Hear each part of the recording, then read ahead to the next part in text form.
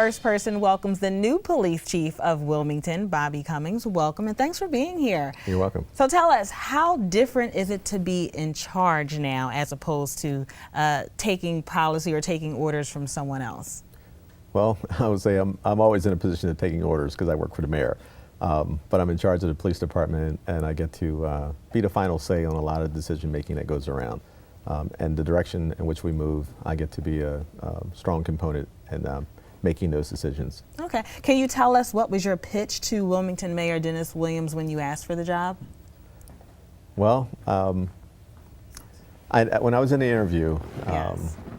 he was not actually sitting during the interview. Mm-hmm. But basically I told him, I was a 29-year veteran of the police department, that I have a skill set that I think is works well with this particular role. I was a graduate of the FBI National Academy, where I got to experience a lot of leadership techniques, along with officers that were from around the country and also outside of the country. So the networking capabilities that I gained there was excellent. I'd been in every division on the police department with the exception of our Office of Professional Standards. So I had a good inner working of the police department. And then in the community, I kind of was raised basically in the city because I was born in Georgia. So I lived in different areas of the city, so I was pretty familiar with what's going on. Well, safe to say you're definitely qualified for the job. Obviously, controlling violence is a top priority for the mayor. How involved is he in this process? He's very concerned about the violence in the city and public safety overall. So that's why we're looking at our new deployment scheme, where we broke the city up into 3 parts, and we're trying to have a little bit more accountability to what goes on within the city. And we know as a police department that we can't do this alone, so we try to get a lot more interaction from the community.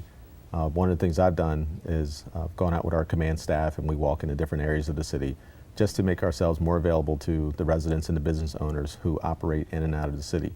And again, the mayor is very supportive in that role, and that we've also incorporated a lot of the other divisions throughout the city to work together along with our counterparts from the Newcastle County Police Department, the State Police Department, and then our federal partners. Pretty much community policing, Absolutely. you would say? Okay. Yes. What are numbers like now in regards to crime, robberies, shootings, homicides? Well, when we look at our overall crime stats, we are in a downtrend as far as our Part 1 crimes go. However, our homicides are up. We're probably 100% higher than where we were last year, and we're working towards those efforts. Now, when we talk about our shooting incidents, the shooting incidents are down by over 21%, and the shooting victims are down. But on the other side, our homicides are up. So we're trying to identify those groups that are out here involved in those kind of criminal activities, and we've made great strides into who those individuals are. However, we're just looking for the corroborating information to make the arrest on these individuals, and that's why we're trying to reacquaint ourselves with the community to get the trust and the buy-in back from them, so that we'll get this information that we need to prevent and solve some of these crimes. So when you say the homicides are up, is it, I guess, are the numbers so alarming that you would look into a homicide unit at all? Well, I will say any homicide is alarming. So if you have one, that's alarming. When we compare it to last year, again, we're 100% above, so we're probably at 14 homicides by guns this year. And yes, that is somewhat alarming. So we're trying to work to trend that down. A homicide unit, again, I don't think we have the numbers to sustain that. However, throughout our existence as a police department, we've always operated with anywhere from 40 to 50 investigators who are all capable of investigating homicides. And if you think of the number of homicides that we get a year, not every detective will be assigned a homicide, but we try to put our better detectives on those type of cases. Okay. Do you guys have enough officers to do the job as far as tackling crime? Well, currently we're down in authorized strength, so we're looking to hire a police academy to get back to our authorized strength, which currently is at 320. Would we like to have more officers? Absolutely. We would love to be somewhere around 370 or better. But I don't know that we're going to get to that point. So we try to be efficient with the numbers that we do have.